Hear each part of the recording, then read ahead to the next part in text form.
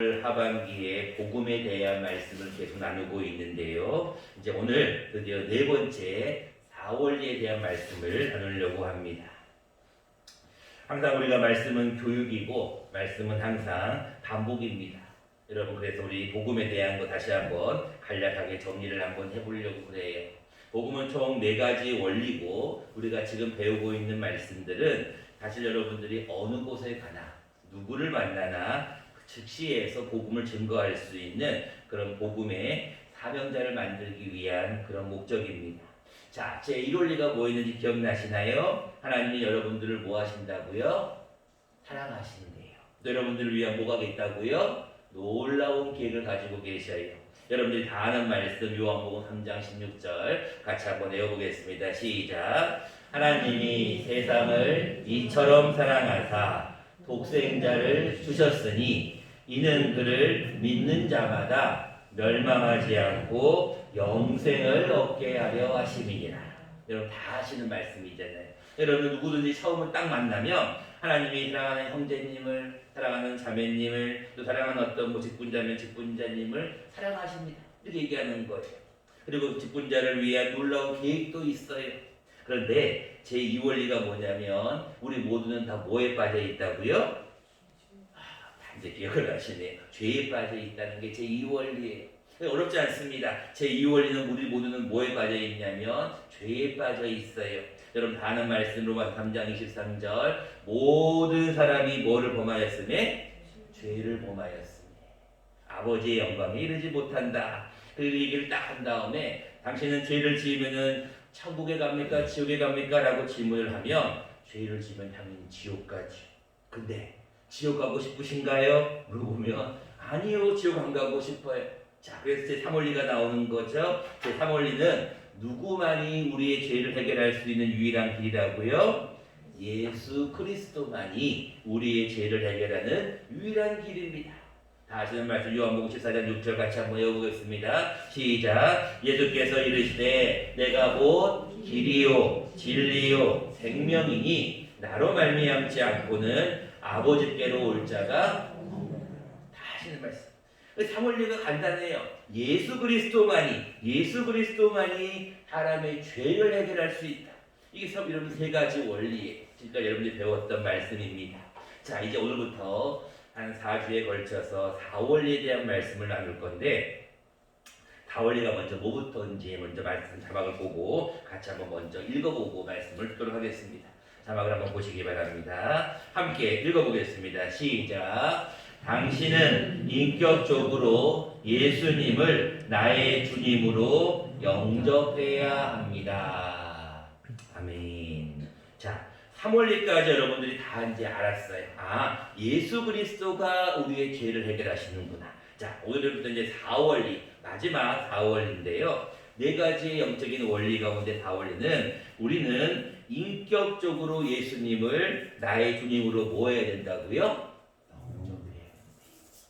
자, 여러분 본문 말씀 12절로 들어가겠습니다. 11절부터 보겠습니다. 예수님이 자기 땅에 오매 자기 백성이 뭐하지 아니하였다고요? 영접하지 아니하였대요. 그런데 12절에 보니까 영접하는 자 곧 그 이름을 믿는 자들에게는 뭐가 되는 권세를 주셨어요? 하나님의 자녀가 되는 권세를 주셨어요. 다시 말합니다. 여러분들 하나님의 아들과 딸이 되는 권세를 받으려면 여러분들은 뭐 해야 돼요? 예수님을 영접해야 돼요. 영접이란 말은 다 아시죠? 모셔드려야 된다는 얘기예요. 한번 여러분에게 질문해 볼까요? 여러분들의 마음에는 예수님이 계시나요? 대답을 확실하게 해야 되는데 그걸 여러분들이 확실하게 못하시는 것은 확신이 없어서 그런 거예요. 내년에는 우리가 확신에 대한 말씀을 상반기 때 나누려고 하는데 여러분 예수님이 내 안에 계심을 여러분들이 믿으셔야 돼요. 여러분 예수님이 내 안에 계심을 믿습니까? 자, 그러면 증거를 제가 대보라고 한번 여쭤보면 여러분들 뭐라고 얘기할까? 예수님이 내 안에 계신다고? 그걸 어떻게 알지? 우리가 여러분들 예수님이 내 안에 계심을 무엇으로 증거를 낼 수 있을까요? 여러분 안에는 예수님이 계신다는 것을 내가 어떻게 알 수 있을까요? 그에 대한 말씀은 이제 차후의 말씀을 나누기로 하고 중요한 것은 오늘 예수님을 우리가 내 마음속에 있다고 하는데 먼저 예수님은 어떤 분이신가에 대한 말씀을 먼저 한번 보도록 하겠습니다. 자, 4절 말씀부터 보겠습니다. 예수님은 어떤 분이신가? 그 안에 뭐가 있었다고요? 생명이 있었으니 이 생명은 사람들의 빛이다. 즉 예수님은 어떤 분이신가? 예수님은 생명이시다. 앞에 여러분들 읽었던 것 말씀입니다. 내가 뭐 길이요, 진리요, 생명. 똑같은 말씀이죠. 내 안에, 그 안에 뭐가 있었어요? 생명이 있는 거예요. 그래서 예수님은 곧 생명이셔요. 또 뭐라고 말씀하고 있습니까? 9절 말씀에 예수님에 대한 이렇게 말씀을 하고 있죠. 참 빛, 곧 세상에 와서 각 사람에게 비추는 빛이 있었대. 그러니까 예수님은 곧 생명이시고 9절 말씀에 보니까 예수님은 각 사람에 대하여 비추는 빛이시래요. 빛, 예수님은 곧 빛이시다. 자, 마지막으로 예수님은 14절 말씀에 뭐라고 나와 있느냐면 말씀이 육신이 되었다라고 기록하고 있어요. 여러분 말씀이 곧 무엇인가요? 1절에 분명히 말씀이 나와 있죠. 태초에 말씀이 계시는데 이 말씀이 곧 하나님과 함께 계셨으니 이 말씀은 곧 뭐라고요? 하나님이시다. 다시 말할까요? 하나님이 곧 말씀인데 이 말씀이 육신이 된 것이 누구시다? 예수 그리스도라는 거예요. 자, 이제 예수님은 어떤 분이시라는 본문에 세 가지를 얘기하고 있는데 하나는 생명이시다. 두 번째는 뭐다? 빛이시다. 참빛이시다. 세 번째는 말씀이 육신이 되신 분이시다라는 것을 기록하고 있어요. 자, 이런 예수님에 대해서 중요한 것은 사람들이 예수님을 영접하지 않았다는 거예요.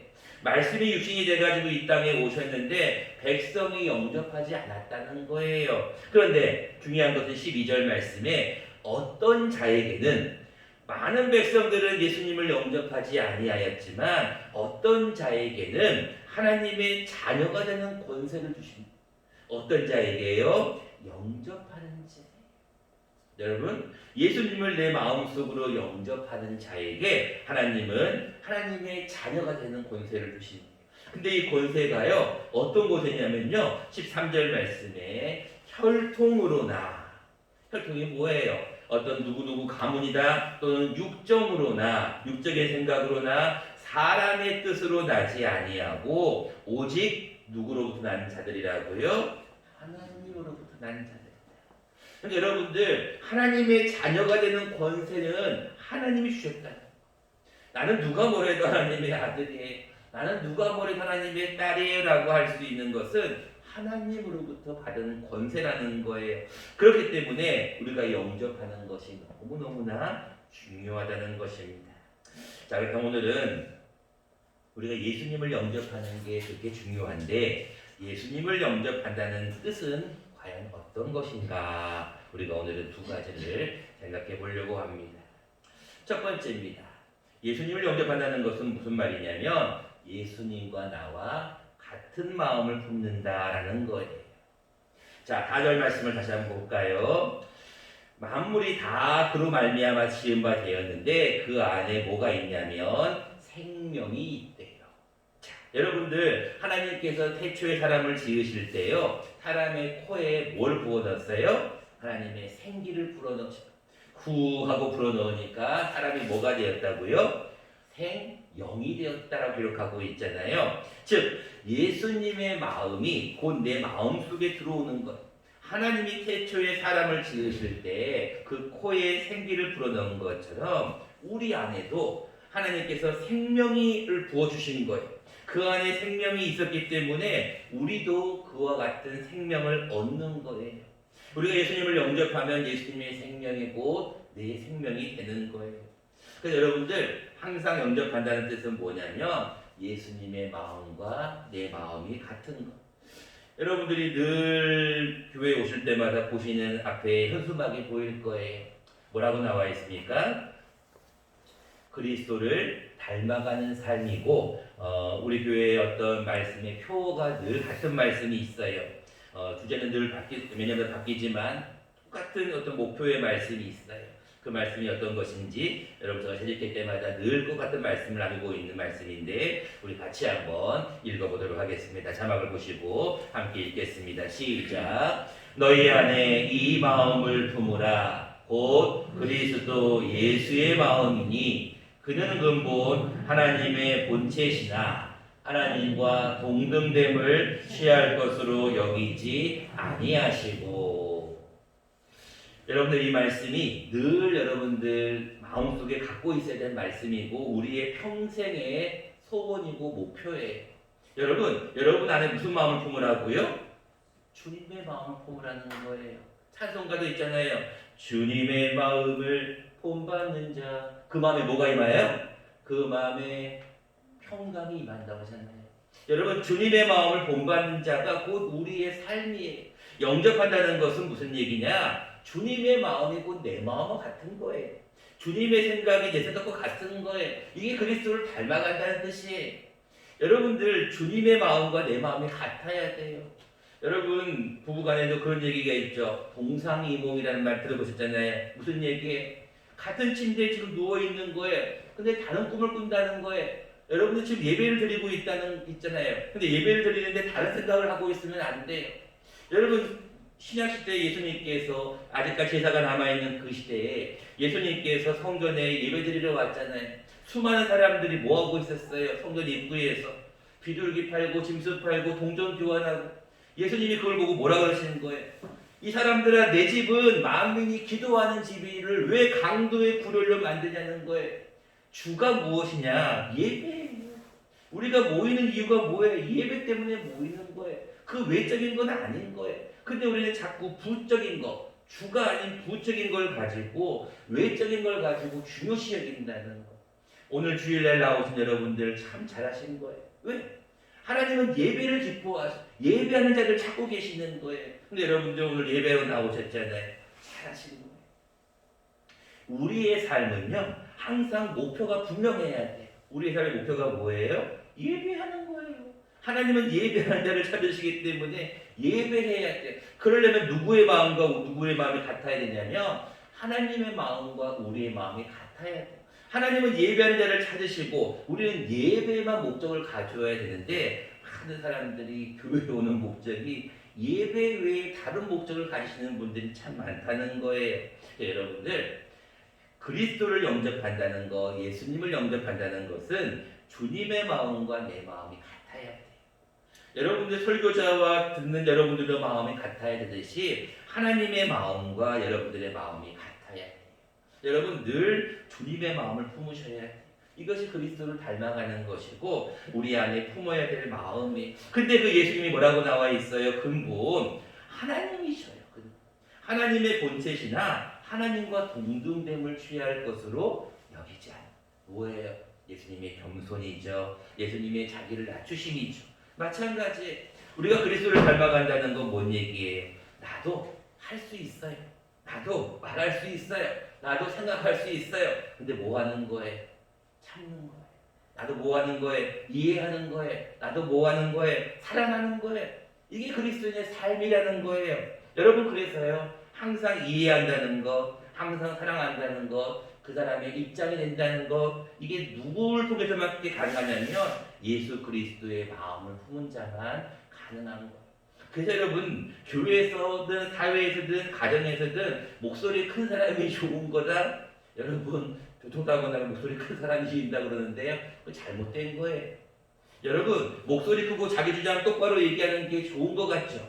물론 옳을 때도 있어요. 그러나 성경적으로 볼 때는 낮추셔야 돼요. 여러분이 다음 주부터 대림절이 시작되는데 예수님께서 이 땅에 오신 이유가 뭐예요? 낮추신 거거든요. 왕이 어떻게 마구간에서 태어나시냐고요?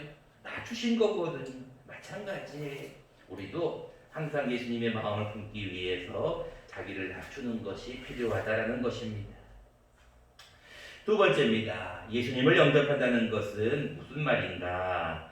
두 번째 예수님을 영접한다는 것은 첫 번째는 예수님과 같은 마음이고 두 번째는 예수님과 같이 행동하는 것을 의미합니다. 자, 7절 말씀 6절부터 보겠습니다. 하나님께로부터 보내심을 받은 사람이 있으니 그의 이름은 요한이라. 자, 요한이 뭐하러 왔느냐 기록되어 있는데 7절 말씀에 그가 증언하러 왔대요.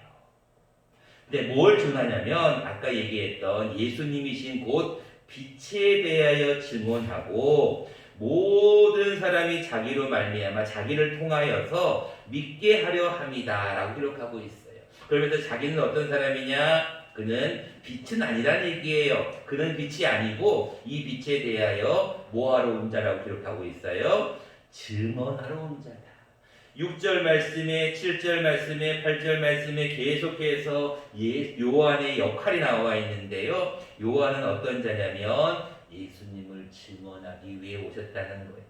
여러분 사람이 낳은 자 중 즉 어떤 남자를 통하지 않는 어떤 사람은 거의 없잖아요. 근데 그 사람 중에 제일 큰 사람을 우리가 요한이라고 많이 기록을 하고 있는데요. 요한이 어떤 사람이냐? 그가 예수님을 증언하는 자. 여러분들 다 아는 말씀이 있죠. 예수님께서 요한에게 세례받으러 나올 때 예수님 앞에 요한이 뭐라고 얘기해요? 나는 당신의 신들매도 풀기, 당신의 신발끈도 풀기 어렵다는 거예요.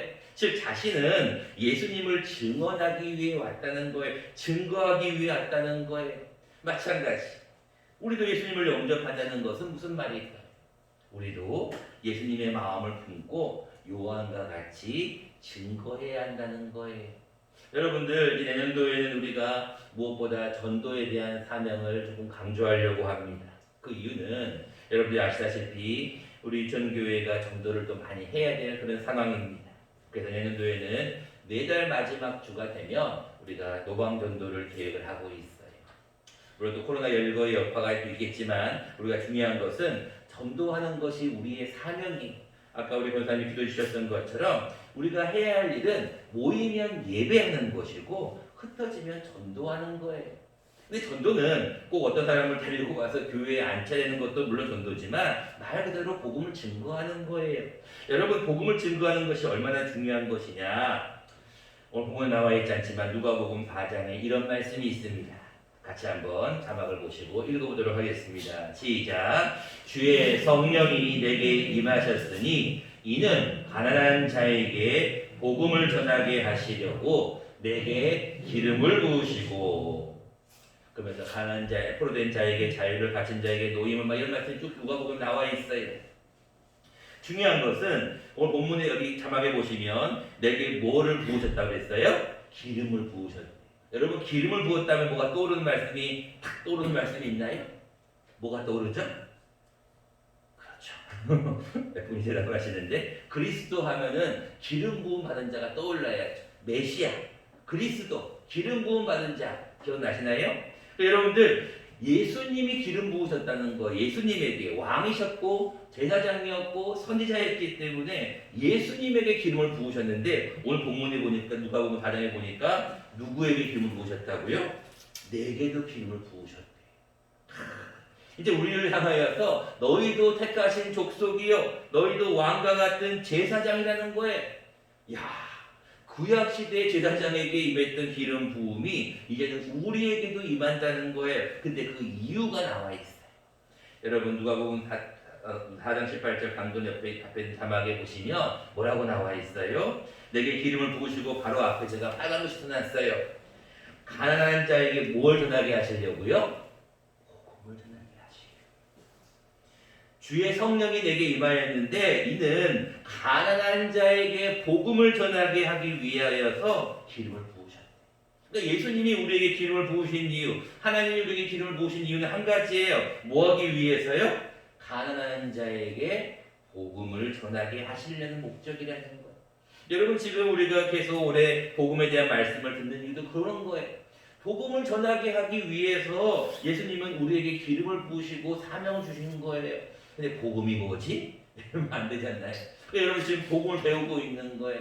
여러분들이 복음을 누구를 만나든 어떻든 간에 탁 복음이 떠오르기 위하여서 우리가 복음에 대한 4가지 원리를 지금 나누고 있는 거거든요. 중요한 것은 우리가 이 가난한 자에게 복음을 전하게 하는 것이 우리의 사명인 겁니다. 여러분 예수님을 영접한다는 것은 무슨 얘기예요? 예수님이 이 땅에 왜 오셨어요? 이유는 간단해요. 예수님이 이 땅에 오신 이유는 한 가지예요. 많은 사람들을 뭐하기 위해서? 살리기 위해서. 많은 사람이 지옥에 갈 수밖에 없는 사람을 천국에 가게 하기 위해서 예수님이 이 땅에 오신 거거든요. 마찬가지. 우리가 이 세상에 사는 이유가 뭐예요? 우리 주위에 있는 가난한 자에게 복음을 전하게 하기 위한 것이 우리의 사명이고 우리가 살아가는 이유다라는 것입니다. 이제 말씀을 맺고자 합니다. 오늘 여러분들 1장 12절 말씀에 영접하는 자라고 기록하고 있는데 이 영접한다는 것은 예수님을 내 마음속에 모신다는 거예요. 예수님을 내 마음속에 모시는 사람들은요 항상 예수님과 같은 마음을 품어야 해요. 그리고 또 예수님과 같은 행동을 해야 돼요. 여러분 예수님과 같은 마음, 예수님과 같은 행동을 위해서 요한계시록 3장 20절은 이렇게 기록하고 있습니다. 제가 오늘 너무 자막이 많아서 그걸 기록하지 않았습니다. 여러분들이 아시는 말씀일 수도 있어서 제가 한번 말씀해 볼게요. 볼지어다. 들어보셨나요? 볼지어다. 내가 문 밖에 서서 두드린다는 거예요. 볼지어다. 내가 문 밖에 서서 두드리노니 누구든지 내 음성을 듣고 문을 열면 내가 그에게로 들어가겠다. 내가 그에게로 들어가서 그와 더불어 먹고 그는 나와 더불어 먹겠다는 말씀이 요한계시록 3장 20절에 기록되어 있어요. 볼지어다 내가 문 밖에 서서 두드린다는 거예요. 여러분 문을 좀 열라는 거예요. 두드리노니 누구든지 내 음성을 듣고 예수님의 음성을 듣고 문을 열면 이게 영접이에요. 여러분들이 사람이 마음으로 믿어 의에 입으로 시인하여 구원에 이르는 사람이 마음으로 믿어 의에 이르는 거예요. 마음이 뭐예요? 영접이라는 거거든요. 여러분 영접한다는 것은 여러분들의 마음 문을 여는 거예요. 마음을 열어보세요. 마음을 열고 예수님을 내 마음속에 모셔드리는 사람은 하나님의 자녀가 되는 권세를 주신다. 이제 여러분들이 예수님을 영접하기만 하면 이제 여러분들은 하나님의 아들과 딸이 되는 거예요. 이게 얼마나 놀라운 사실입니까? 여러분 하나님 앞에 구원받은 것도 너무나 감사한데 천국 가는 것도 감사한데 이 땅에 하나님의 아들이 되고 딸이 된다는 거 여러분 얼마나 귀한 건지 모르겠어요. 근데 그 하나님의 자녀되는 권세는 어떤 자에게 주어진다? 영접하는 자에게 주어진다. 여러분 이제 복음의 제4원리 예수님을 영접하자.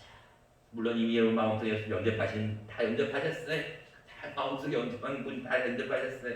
그렇지 않고는 주님을 하나님을 나의 아버지라고 나의 주님이라고 고백할 수가 없거든요. 여러분들 다 영접하였는데 이 영접하는 그 뜻을 여러분 분명히 기억하여서 이 한 주간은 예수님과 같은 마음, 예수님과 같은 행동 이 두 가지를 늘 기억하셔서 주님의 마음으로 주님의 행함으로 이 한 주도 승리하는 저와 여러분 되시기를 간절히 축원합니다. 고맙고 감사하신 주님.